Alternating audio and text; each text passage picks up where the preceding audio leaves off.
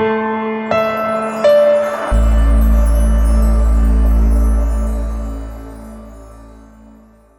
and welcome. I'm Vanessa Roberts, and today I'm joined by Maximus's Kathleen Featheringham.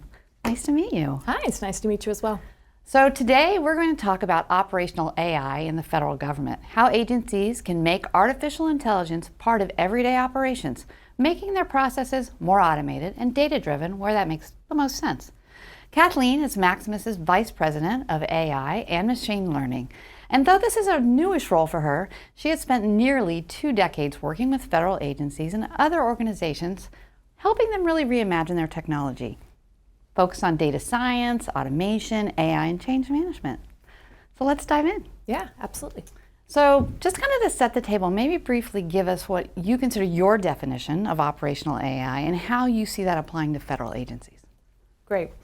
Yeah, so to start off with AI, there's really just not one definition. There's very clinical definitions of it, but then out in public perception, what is truly AI? There's just so many different ones. So some people may think that more basic types of robotic process automation like RPA is not AI. There's others who do.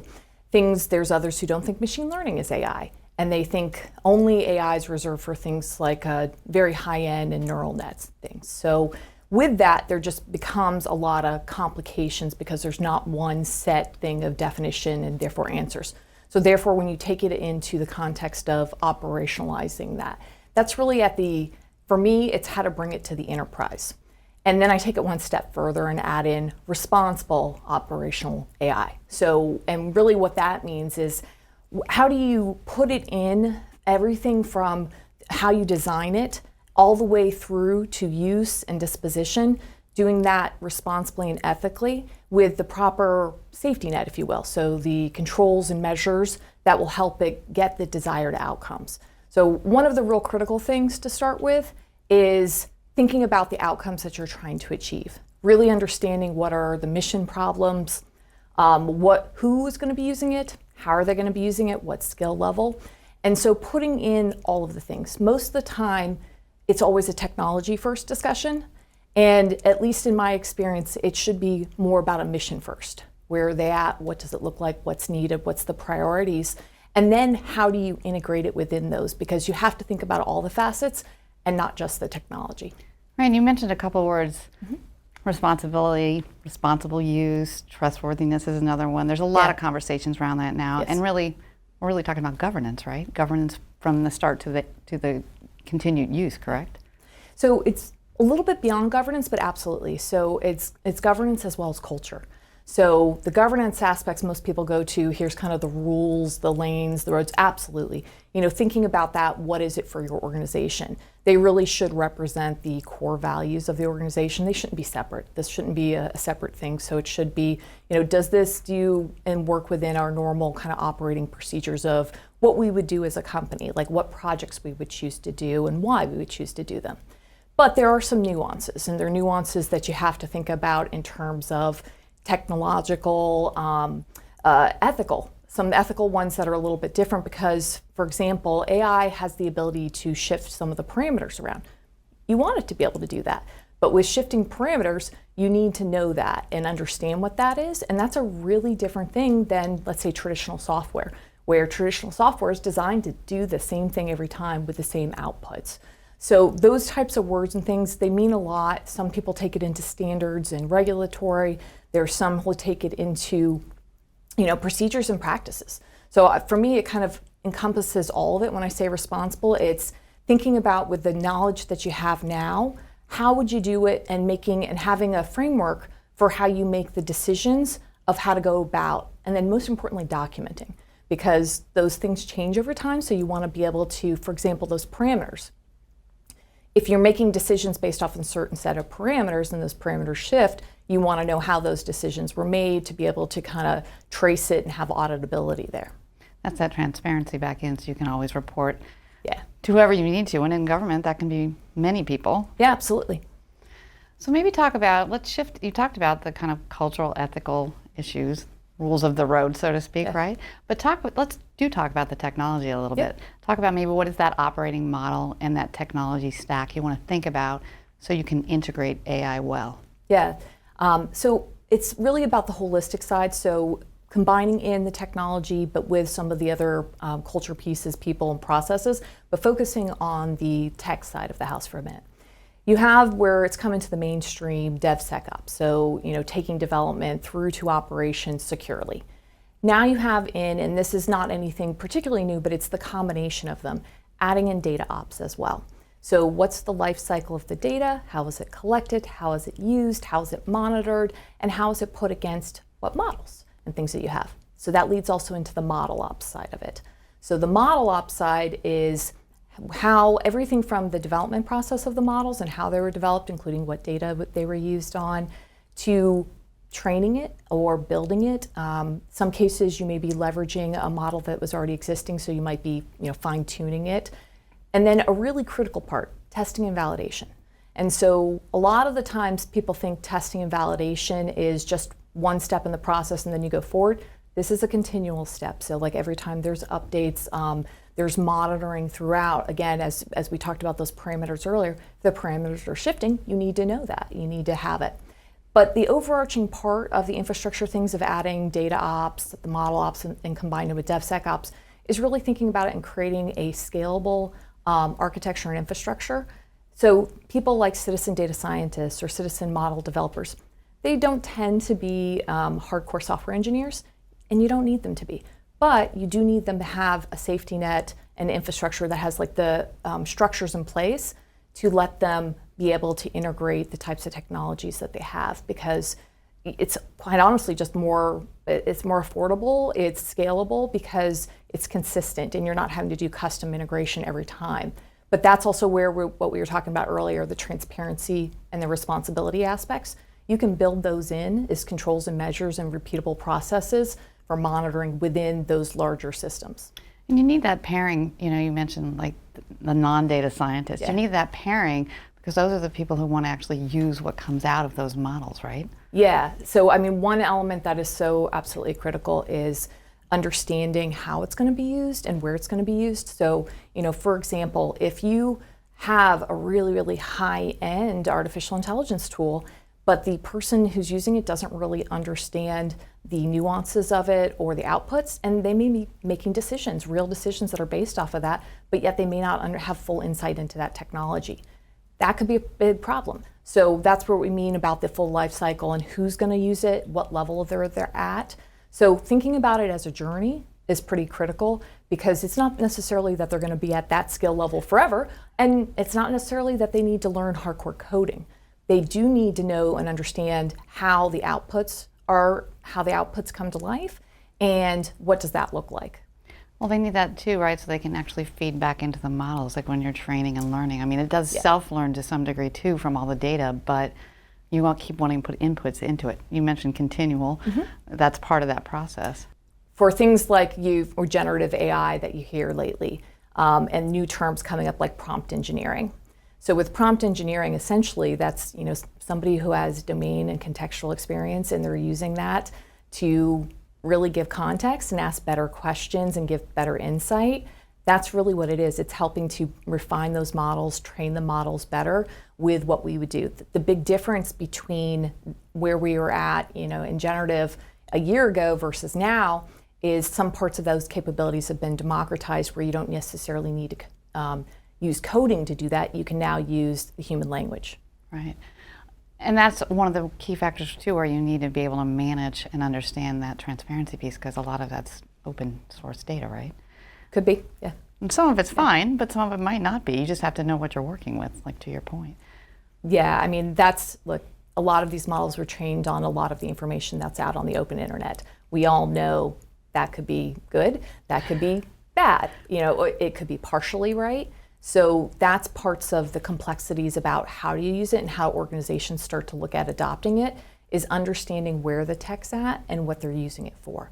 So an example that pops up to my mind is if I'm looking at, recommending, let's say for myself, what t-shirts I like, and there's no big consequences of it.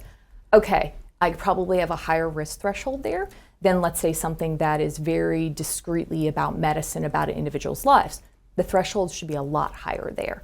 So thinking about it of like, how do you bring it into agencies? where can it be helpful, but also people understand what is the human responsibility. So one of my big fears is actually, it seems kind of different than what most people think. Most of the time people think for adoption that they're going to be afraid to use it.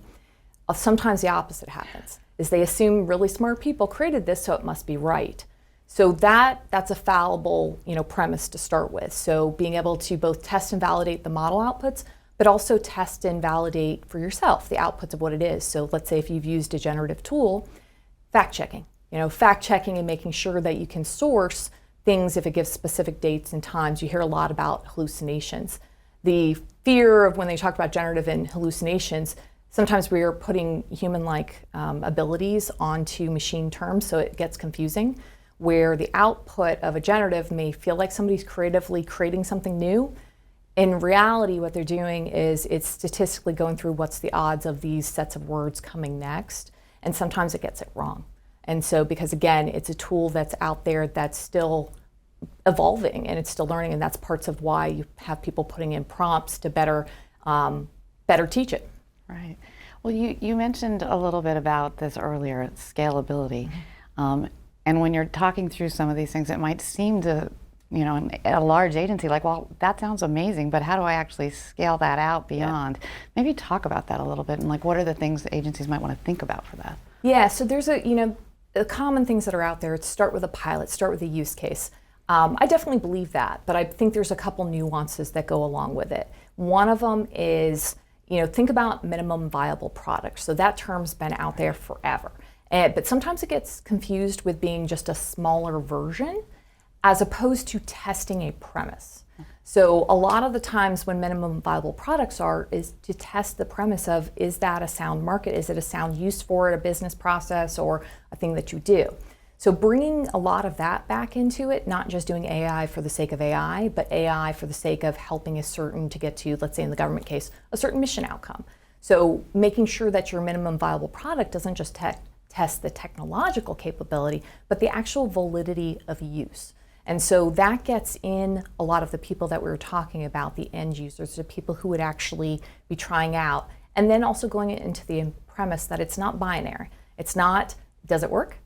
Doesn't it work? It's, hey, is this any part to help me do my job better?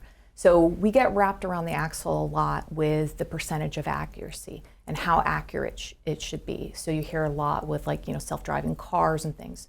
We put onto machines a lot higher than we necessarily put onto ourselves.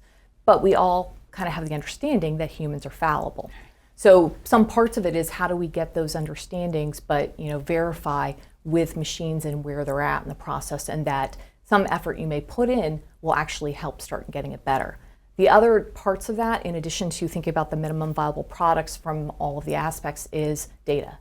So this is in a really evolving area right now, especially for data, is where a good portion of the time up until last year, it was like we just have to get really good quality labeled data. Generative is changing some of the game for that, where it may be able to actually help create some parts of the data to train other types of AI algorithms. But it's really thinking about your data as an asset. Again, that term's not new either, right. But it's what does it mean? It's for AI purposes, it's understanding the full life cycle of where that data came from. So how is it collected? How is it, for what purpose was it was collected for? And then understanding how it's appropriate to use for a particular a particular model or AI. The reason for is there's no bad data. We get sometimes the notion that there's bad data. Data sets that, let's say, were created many, many, many years ago, if you're running models that are associated with many, many, many years ago, they could be absolutely appropriate. If you're using those to represent today, probably not. The other parts is you hear things about like the security of it and poisoning of data, but that all goes into kind of the data life cycle and really understanding where it came from and what it is. One of the things I'm excited about for generative associated with data is in a lot of our data sets, we're missing what we refer to as like edge cases. So sometimes people think edge as location proximity. In this particular stance, I mean edge as in the really unique scenarios where we don't have a lot of data to train on. So, think in the healthcare field. If you have data, it typically represents the more common, a lot of the things that are happening. Your model gets a lot better at those.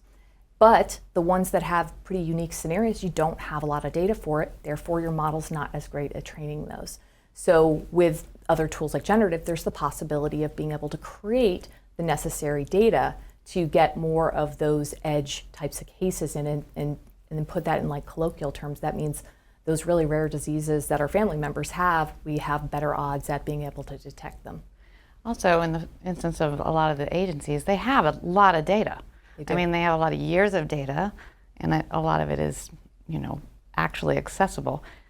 AI can actually provide the potential to look through and sift through a lot more of it at a lot quicker rate, and maybe also find some of that edge data, right? Absolutely. I would be remiss if I didn't say doing it again responsibly. So having the proper data strategy and data governance, because just because you can doesn't mean you should. So thinking about it, but that also helps you identify. AI can be used in multiple ways, things to feed it, but also to protect it, as well as identify issues and vulnerabilities. So to protect your data, to say, hey, you might actually have an issue in your code that could lead to a vulnerability. So really thinking about the data broadly and getting the most out of it and understanding it more gets to that deep insights that we've been chasing for years and years. It's not necessarily that we use all the data, it's that we have the right insights at the right time. Right. One of the things here is money's always tight, right? Budget, resources, always a challenge. There's obviously a competition for data scientists, for the people that can somehow do some of this work. But maybe also talk about, like, how should agencies kind of identify and prioritize where to make the smart use of AI at the get-go and then build on that? Yeah, so again, I kind of go back to thinking about it as a journey and a roadmap. So the roadmap is really based off of outcomes that you want desired and where you're at, a really good understanding of where you're currently at. So for example, there's kind of, a couple different areas that most people think about, and I agree with these two. You have, people and culture, you have data, you have like the technology and methods, and then you have your organization's process, procedures, and governance. So with those big areas, you think about your roadmap and all of those, because it's not just here, do this technology pilot, integrate. All of those things have dependencies on each other, where you may need to update certain processes, or you may need to upskill or bring in different types of talent. So let's say you decide to build some type of analytics platform that's capable of doing AI and has all these amazing tools, but you don't actually have the workforce skills that could use that and leverage that. You may want to think about the priority of when your organization is going to mature to that, if you need it, because you may not need the higher skill parts. So how do you build it and piece it apart so that you're actually syncing it with very distinct mission outcomes along the way, but building up to the right thing? So again, a lot of it comes back to, I'm in technology, I love technology, like to think about it, but it's technology for the sake of mission, not just technology for the sake of it. So really wrapping it in, intertwining in what is the necessary outcomes, and then overlaying in those minimum viable products that prove out the theories, so that if you need to modify it, will this work for our mission processes? Will this work for our people? Where are our people constantly at in our maturity? And is that good? Or do we need to move them up some more? Right. Or think about it a little differently? Right. It's cool technology that's the right technology. Yes. At the right time. Yeah. So, you've worked with a lot of federal agencies over a lot of years. Maybe talk about what you have seen as the challenges that, agencies have faced in this. There's a lot of them. There are a lot of different ways you could take it. But maybe talk about those and kind of how you see that changing and where you learned lessons and maybe you think you can offer people advice. Yeah, happy to. I think I've named a few of them through, but I'll just kind of summarize them. So some of them are not thinking about all the other aspects besides just the tech. So thinking about the people, the cultural aspects of it, and where are the humans at? What's the impact of it, and how will they react and put into their workflows? That honestly has killed so many projects. There's so many people think of it, as the older movie, and it crushes me to say this is an older movie, but there's many people think of it as Field of Dreams. Build it and they will come. It's not. That's not necessarily the case. Sometimes it's how they're rewarded. If they're not rewarded for using and doing certain processes, they may not do it. So really looking into all the facets that surround it. So that's where the change management side comes in pretty heavily, of understanding what's the change that you're trying to get. It's not just use this technology, it's to use these outcomes of it. Another one is data. That one's been really hard because there's no one right answer to it, where there's some have been hindered by making progress for big AI algorithms because they didn't have the data. So then they took a step back and said, okay, we're just going to label a whole bunch of data and then we'll be great. Problem is you don't always know what data you need and don't, and then you may have to go back and do it again, and you may have paid for a large amount of data to be labeled that's really expensive unnecessarily. So a lot of this is where I get back to some of those minimum viable products test and validate, but test and validate premises. Not just the tech, but also the premises that go along with it, and that's where it really kind of helps. The third one is thinking that this is just as a traditional software process. So software, as we discussed earlier, is designed to be deterministic, meaning the output is the same, it comes out, you put it in, and it processes and does that. AI is very much a software as well, but it's designed to be both deterministic and probabilistic. And that probabilistic nature means that it's shifting and changing. So some of our traditional software processes don't necessarily work as well for that, and there needs to be modifications that are associated with it. So, and then the last one I would say is thinking of AI as a silo. So standing up your separate AI governance, your separate AI things, it should be integrated into the others. So try to reuse as much as your software development, governance, and things that you have, knowing that there's exceptions for things that you have to look at for particular AI parts. Right. Have it into your business functions and things too, because that's the way it works. It's considered one of the big general purpose technologies of our day, and that means it really has the capacity to touch every parts of our lives. So really, for me, it's a lot about respectful education within organizations, what it is, what it isn't, with the understanding that's now, that could be really different here soon, and having people understand who are in those organizations what their role is and their value, because they are great, creative, and critical thinkers who have an amazing value, and how that looks and what they are doing is absolutely needed. It just may look like a different parts of a position that they have today than it is tomorrow, but they're also in charge of helping to really craft that and move that forward. And I think sometimes that gets missed, where it's just going to be like, oh, we'll be able to replace all these people, we'll do this. That's not really the case. It's more about unlocking the ability for them to do more of what they're inherently good at, which is that creativity and critical thinking. Are there some examples of projects you've worked on with Maximus that you think are cool or exceptional, or kind of maybe broke form and are setting some standards? Yeah, one of my favorite things about Maximus is the, not just, giving suggestions and recommendations and doing things for our clients, but also actually trying these things out for ourselves. So there's many internal efforts that we have where we're constantly looking at how can we improve our own processes. So, one example is our internal communications group very heavily started seeing how, because they were interested and curious of how they could use potential generative tools. But they worked heavily with other parts of the organization for, security reasons for other parts, and how do they start working it into their workflows and real hands-on experience. There's other parts of our organization that are looking at it too for process improvement. Where can we do it? How can we pair it? Because we find that hands-on parts of it is, because we're such a large organization, gives us not only the recommendations and what we've done other places, but it gives us the ability to talk about what we've done for ourselves.